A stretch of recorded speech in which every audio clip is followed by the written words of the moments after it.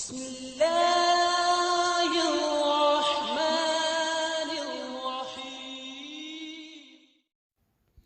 मेरे पास है सैमसंग का M307 है, M30 बोलते हैं इसको। तो इसके अंदर क्या है, चार्जिंग इशू है। ठीक है, तो मेरे पिछले वीडियो में भी आपको बहुत सारा मैंने चार्जिंग का इशू के ऊपर भी बनाया है। ये भी सेम वही टॉपिक है, लेकिन मैं पिछले वीडियो में आपको बोला था वी बस के बारे में। तो इसके अंदर क्या है, वी बस की लाइन का प्रॉब्लम है। तो इसीलिए मैं आपको ये वीडियो के अंदर सोल्यूशन भी दूंगा। वी बस का लाइन कैसा आपको रिपेयर करना है, कैसा डायग्नोस करना है, और आपको बोला था स्केमेटिक के अंदर भी बताऊंगा। तो पिछली तरह इस वीडियो के अंदर भी मैं पूरा भी आपको फॉल्ट फाइंडिंग स्केमेटिक के अंदर ही बता रहा हूँ। तो आगे आपको दिखाऊंगा मैं स्केमेटिक के अंदर आपको कैसा रीड करना है। तो मैं आपको ये भी बोला था वी बस क्या होता है, तो वी बस भी आपको डीपली समझाने की कोशिश करूँगा वी बस होता क्या है बोल के। तो आप ये पूरा वीडियो कंटिन्यू देखिए, तो आपको इसमें कुछ ना कुछ सीखने के लिए मिल जाएगा। ठीक है, तो अभी मैं आपको इधर दिखाने की कोशिश करूँगा। मैं अभी इधर इसके अंदर चार्जर लगाया हूँ, लेकिन हमारे को फर्स्ट क्या करना है, ये स्ट्रिप के ऊपर देखना पड़ेगा वोल्टेज इधर कितना आ रहा है, या वोल्टेज बन रहा है या नहीं बन रहा है बोल के। तो आप इधर देख सकते हैं इसका 5 वोल्टेज बन रहा है चार्जिंग स्ट्रिप के ऊपर। तो आपको वो भी आपको मैं इधर क्लियर दिखाने की कोशिश करूँगा। तो सभी का भी फंडा एक ही रहता है चार्जिंग का, तो आपको बस जानना ज़रूरी है कि चार्जिंग होता कैसा है, आपको कैसा फॉल्ट ट्रेस करना है बस। मॉडल अलग है लेकिन मेथड तो एक ही है। आप इधर देख सकते हैं, इधर 5 वोल्टेज दिखा रहा है। तो पिछले वीडियो के अंदर भी दिखाया था, मैं आपको इसी टाइप में ही दिखाया था। ठीक है, तो स्ट्रिप को आने के बाद में क्या होता है, हैंडसेट के अंदर जो कनेक्टर रहता है उसके ऊपर कनेक्ट होता है। उसके ऊपर कनेक्ट होने के बाद उसका एक कैपेसिटर है, वो कैपेसिटर के ऊपर ये फर्स्ट वी बस का वोल्टेज इनपुट होता है। उधर जाने के बाद आईसी के अंदर एंट्री होता है। तो उसके अंदर क्या है, बहुत सारे प्रोडक्शन के लिए इधर डायोड भी है और कैपेसिटर भी है। और ठीक है, तो मैं एक उसका कैपेसिटर का पॉइंट है, वो पॉइंट के ऊपर अभी चेक करने की कोशिश कर रहा हूँ। तो आप इधर देख सकते हैं ओवर वोल्टेज प्रोडक्शन है ये। और उसके बाद में ये ओवर वोल्टेज प्रोडक्शन के बाद में एक कैपेसिटर है, उधर वोल्टेज आना चाहिए हमारे को। तो अभी आप इधर देख सकते हैं इधर वोल्टेज कुछ भी नहीं बन रहा। तो हमारा जो वी बस का लाइन है, इंटरनल लाइन प्रॉब्लम है। तो इसके अंदर क्या होता है, कस्टमर ने हैंडसेट नीचे गिरा दिया, कुछ भी कर दिया, तो नीचे अंदर का जो लेयर के अंदर ट्रैक रहता है वो शायद डैमेज हो गया होगा। तो इसीलिए इधर वोल्टेज ही नहीं बन रहा, वी बस का वोल्टेज ही नहीं बन रहा।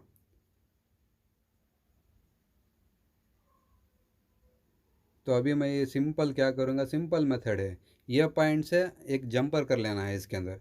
जंपर करके डायरेक्ट जो वी बस का पॉइंट है उधर आपको सॉल्डर करना है बस, और कुछ भी नहीं करना है इसके अंदर।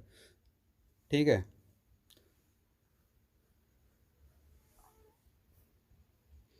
तो इधर मैं आपको दिखाने की कोशिश करूँगा, आप इधर देख सकते हैं। तो इस तरीके से मैंने इसको कट भी किया है, और इधर एक कैपेसिटर भी दिख रहा है।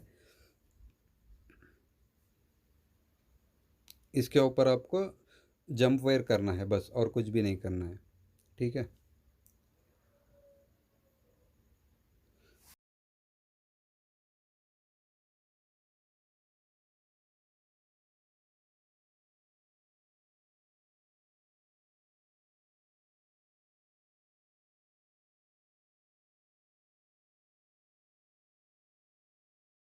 आपको स्केमेटिक दिखा दूंगा, स्केमेटिक के अंदर आपको कैसा रीड करना है।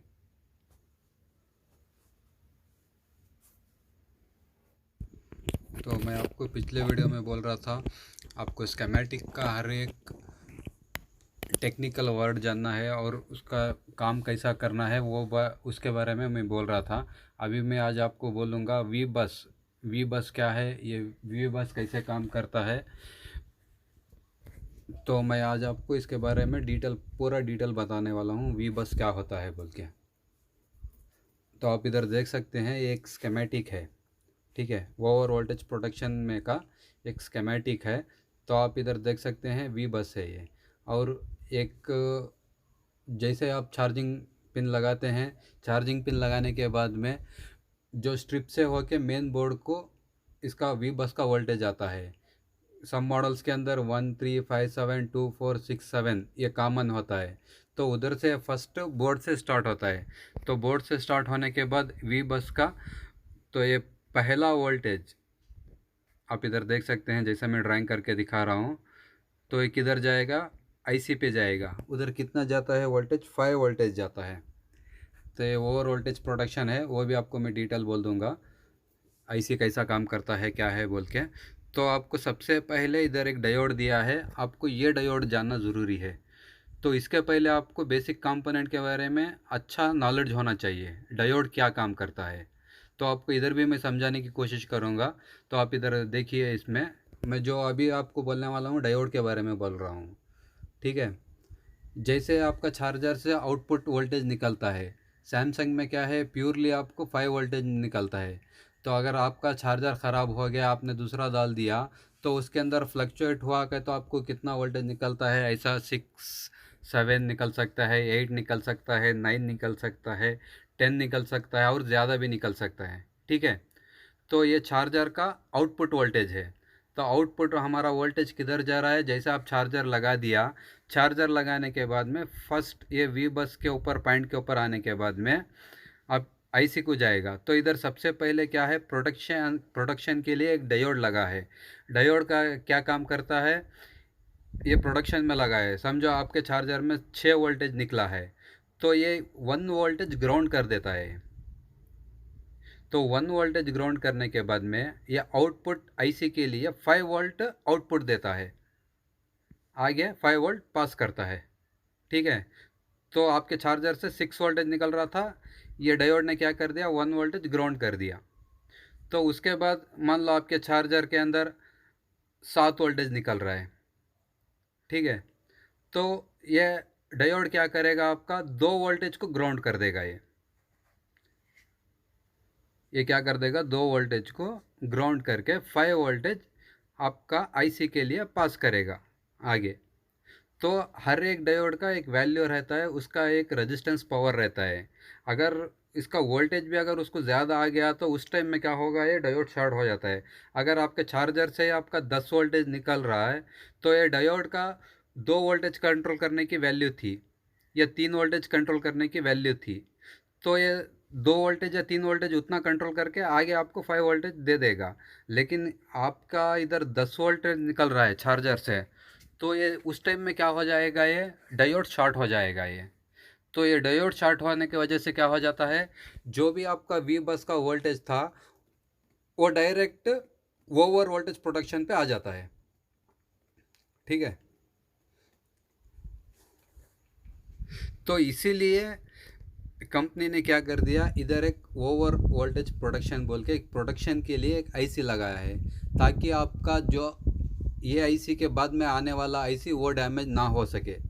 तो इसीलिए ओवर वोल्टेज प्रोडक्शन आईसी लगाते हैं। आपको ये बहुत सारे चीज़, प्रोडक्शन वाली चीज़ सैमसंग के अंदर और आईफोन के अंदर बहुत सारे मिलते हैं, चाइनीज़ फ़ोन में भी मिलते हैं, लेकिन ज़्यादातर जो महंगे फ़ोन रहते हैं उसमें ज़्यादातर ऐसा चीज़ रहता है। तो अभी मैं आपको बताने वाला हूँ ओवर वोल्टेज प्रोटेक्शन। तो ये आईसी के अंदर क्या होता है, ये आईसी कैसे काम करता है, वो बताने की कोशिश करूँगा आपको। आपके चार्जर में से मान लो आपके चार्जर में से 10 वोल्टेज आउटपुट निकल रहा है, ठीक है। तो ये कंपनी वालों ने इसको क्या कर दिया, ओवर वोल्टेज प्रोटेक्शन को 30 वोल्टेज तक इसको कैपेसिटी दे दिया। तो मैं आपको एक एवरेज बोल रहा हूँ, ऐसा नहीं है कि ये 30 दिया है कंपनी वालों ने, मैंने अभी तक तो चेक नहीं किया इसका कैपेसिटी कितना है। तो आपको एक एग्जांपल दे रहा हूँ, ठीक है।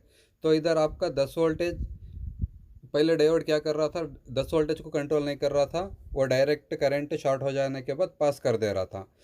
तो उसके बाद वो डायरेक्ट वोल्टेज किधर आया, ये आईसी पे आया, ठीक है। तो अभी ये क्या होगा, ये 10 वोल्टेज के अंदर जो उसको ग्राउंड करना है, उसको आउटपुट कितना देना है, सिर्फ 5 वोल्टेज आउटपुट देना है।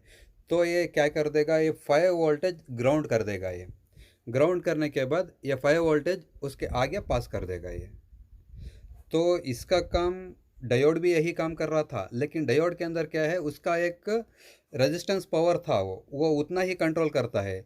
तो अगर वोल्टेज और ज़्यादा हाई हो गया तो इसके लिए ओवर वोल्टेज प्रोडक्शन एक आईसी बना दिया उधर, ताकि आपका इसमें लोड ज़्यादा हुआ तो भी आपको आईसी प्रोडक्शन में काम करने के लिए। और एक भी बात बताना चाहता हूँ मैं, इस आईसी के अंदर क्या रहता है, जैसा इधर डायोड लगा है सेम उसी तरीके से इस आईसी के अंदर भी डायोड लगा रहता है। तो डायोड का काम क्या करना है, प्रोडक्शन करना है। जो ज़्यादा वोल्टेज आ रहा है उसको कम करके आगे जितना रिक्वायरमेंट है उतना पास करना है। तो आईसी भी वही काम कर रही है, तो उसका नाम ओवर वोल्टेज प्रोडक्शन डाल दिया। तो अभी चलिए हम देखेंगे ये ओवर वोल्टेज वी बस का आगे किधर जाता है लाइन। अभी हमारा टॉपिक था वी बस का, तो मैं आज आपको कंप्लीटली बता दूंगा वी बस क्या है बोल के। तो आप इसको पूरा भी देखिए, ध्यान से देखिए, आपको वी बस के बारे में डीपली नॉलेज मिल जाएगा। ठीक है। तो अभी हम देखेंगे ये वी बस ओवर वोल्टेज प्रोडक्शन चार्जर में लगाने के बाद ओवर वोल्टेज प्रोडक्शन में आ गया। उसके बाद अभी ये किधर जाता है। तो आपको और एक दो चीज़ दिखाने की कोशिश करूँगा मैं, वी बस डिटेक्ट और वी बस एनेबल। तो ये चीज़ भी बहुत इम्पोर्टेंट लगता है। हर आईसी का हर एक पिन भी बहुत इम्पोर्टेंट रहता है, आपको हर चीज़ भी इसको ध्यान से देखना पड़ेगा। तो आपको इतना नॉलेज होना, डीपली नॉलेज होना बोले तो आप इसमें टाइम भी निकालना पड़ता है। इस वीडियो को आप एक बार, दो बार, तीन बार, चार बार या 10 बार हो सके भी आपको देखना पड़ता है। ठीक है। तो आपको नॉलेज ऐसे ही नहीं मिलता है। ठीक है। नॉलेज को से भी आपको दुकान पे नहीं मिलता, आपने जाके उधर पैसा दे दिया, आपको मिल गया, लेकर के आप घर में रख लिए, ऐसा नहीं रहता है। इसमें बहुत सारे मेहनत करके सीखना पड़ता। तो चलिए वी बस का देखेंगे अभी हम। इस ये कौन सी आईसी को जा रही है।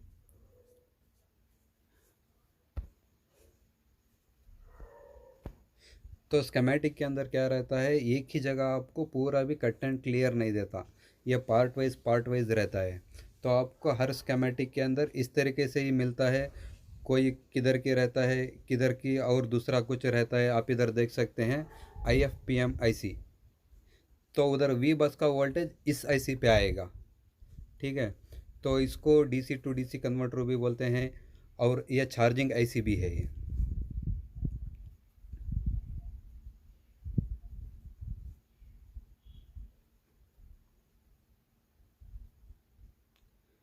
तो आपको मैं इधर दिखाने की भी कोशिश करूँगा ये कैसा वोल्टेज इसका इनपुट होता है।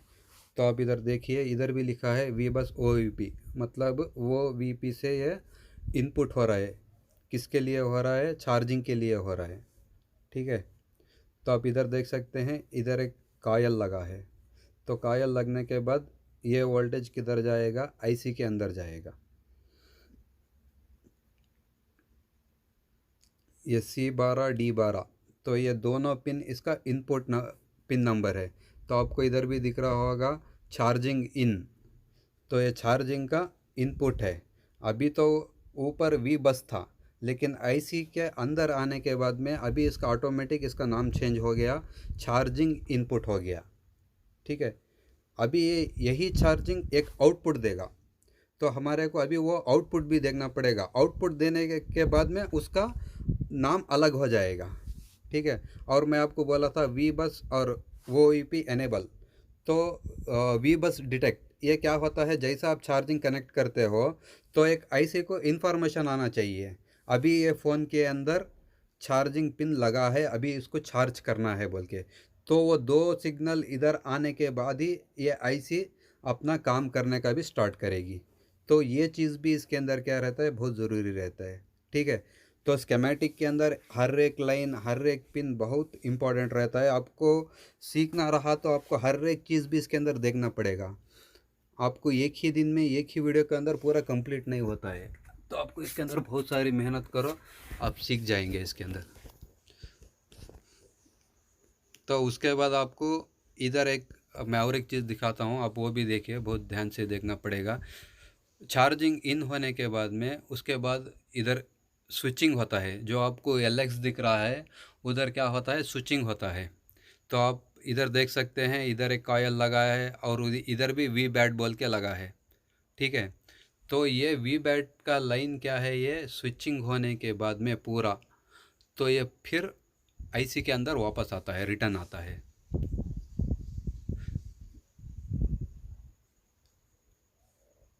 अगर मान लो इसके अंदर आपका कॉयल प्रॉब्लम रहा तो अभी ये स्विचिंग नहीं करेगी आईसी, तो आईसी के अंदर क्या होता है, बहुत सारे सेक्शन रहते हैं, हर एक पार्ट के लिए अलग अलग से उसको सेक्शन के लिए वोल्टेज देना पड़ता है। तो हर एक के लिए भी वो क्या करना पड़ता है, स्विचिंग करना पड़ता है। जैसा स्विचिंग हो जाएगा वी बैट का, तो उसमें से एक आप इधर देख सकते हैं, इधर 3 पिन दिया है चार्जिंग आउट। तो ये तीनों पिनों से इसका वोल्टेज चार्जिंग निकलता है। तो जब भी आप इधर देख सकते हैं वी बैटरी, तो इसका इधर नाम चेंज हो गया। तो मैं उसके अंदर भी बोला था आपको वी बैट बोल के। तो वी बैट का भी कॉन्सेप्ट बड़ा है, तो मैं आपको पूरा कंप्लीटली इस वीडियो के अंदर वी बैट भी बोल नहीं सकता। तो आपको मैं ये बोलना चाहता हूँ, जैसा वी बस स्टार्ट हुआ, तो स्टार्ट होने के बाद में उसका प्रोसेस पूरा कंप्लीट करने के बाद अभी एक किधर जाएगा, वी बैट बन गया इसका वोल्टेज। तो वी बैट वोल्टेज बनने के बाद एक किधर जाएगा, ये बैटरी कनेक्टर के ऊपर जाएगा, जिधर आपकी बैटरी कनेक्ट होके रहती है उधर जाता है वोल्टेज। तो इस तरीके से इसका हर एक लाइन का एक नॉलेज रहता है। तो मैं आपको नेक्स्ट वीडियो के अंदर कोशिश करूँगा वी बैट क्या है, वी बैट का कॉन्सेप्ट क्या है, वी बैट कैसे वर्क करता है। जैसा मैं आपको वी बस की समझाने की कोशिश कर रहा हूँ, वी बैट का कॉन्सेप्ट बहुत बड़ा है। तो वी बैट की लाइन बहुत जगह जाती है, ठीक है। तो यही वी बैट की लाइन आपके पावर एसी के लिए भी जाती है।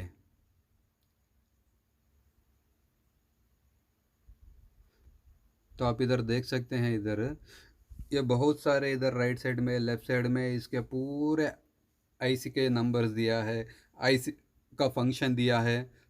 तो इसके अंदर से बहुत जगह बहुत वोल्टेज आपको आउटपुट भी जाता है। तो ये आईसी का काम क्या करना है, किस पार्ट को क्या देना है, इसके अंदर से भी ये वर्किंग रहता है। तो मैं बोल रहा था आपको, एक ही दिन में आपको स्केमेटिक कुछ भी कंप्लीट नहीं होता है। तो मैं आपको एक एक दिन, आपको एक एक बार कुछ ना कुछ वीडियो के अंदर, जैसे मेरे पास प्रॉब्लम आएगा उसके ऊपर वीडियो बना के आपको दिखाने की कोशिश करूँगा।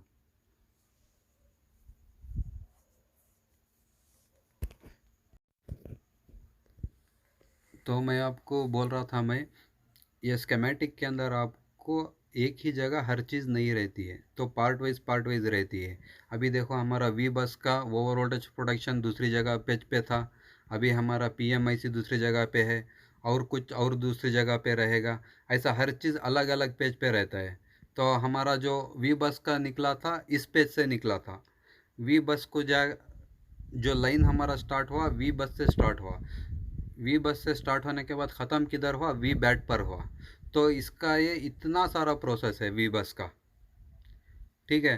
तो मुझे लगता है आपको इसमें कुछ ना कुछ समझ में तो आ रहा होगा, ठीक है। आपको जो भी अच्छा लगे मेरे को कमेंट ज़रूर कीजिए, ताकि आपके कमेंट्स आने पर ही मेरे को किस तरीके से वीडियो बनाना है, क्या बनाना है बोल के ये रहता है। और एक आपका कमेंट भी मेरे को बूस्ट करता है वीडियो बनाने के लिए, ठीक है। तो आप अच्छे कमेंट्स कीजिए। और हमारा जो अधूरा अभी वो वीडियो था, तो आप इधर इसका वोल्टेज देख सकते हैं। तो अभी इसके अंदर हमारे को वोल्टेज 5 वोल्टेज मिल रहा है वी बस के ऊपर, ठीक है। तो अभी हम इसको चार्जिंग को लगा के चेक करेंगे अभी ये चार्ज हो रहा है या नहीं हो रहा है। तो आप इधर देख सकते हैं चार्जिंग का सिंबल भी दिखा रहा है इसके अंदर। तो ये हमारा पूरा भी वी बस का लाइन जो प्रॉब्लम था, इंटरनल प्रॉब्लम था, ये ठीक हो गया पूरा।